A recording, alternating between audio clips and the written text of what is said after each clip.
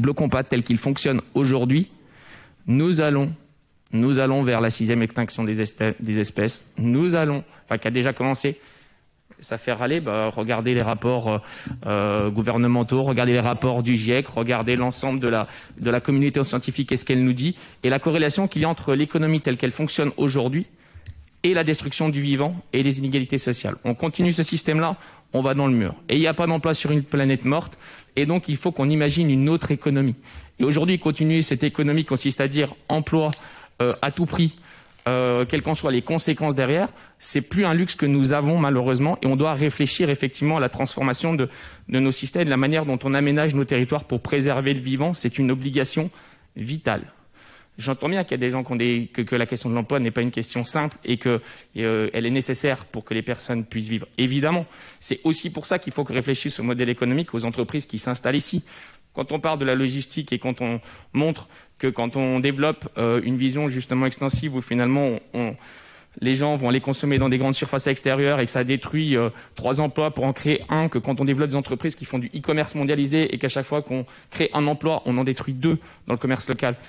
Ok, on a fait venir des emplois, mais en bilan collectif, on est tous perdants. D'un point de vue de l'emploi, d'un point de vue écologique, d'un point de vue social, et puis d'un point de vue de la qualité aussi de l'emploi qui peut aussi se poser et faire partie des paramètres. Donc nous, aujourd'hui, on pense que l'emploi à tout prix, aujourd'hui, c'est quelque chose qu'on doit questionner. Et on ne doit pas dire emploi à tout prix, on doit dire emploi à quel prix, en fonction de ces paramètres-là, qui sont incontournables aujourd'hui et qu'on doit réfléchir pour tous les enjeux environnementaux et sociaux actuels.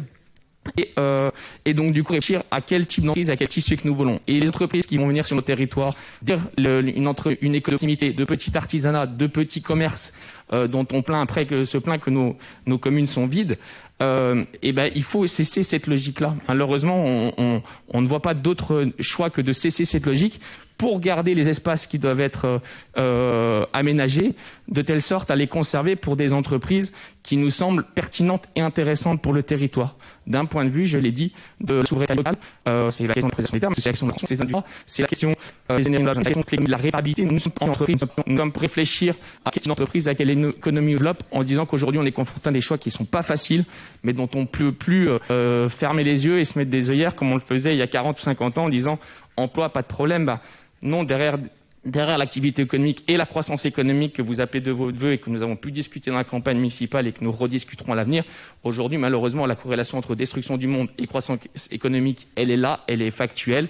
Prouvez-moi le contraire et on en rediscute. En attendant, on est obligé d'essayer d'inventer autre chose tant que cette preuve-là, elle est sur la table, de notre point de vue.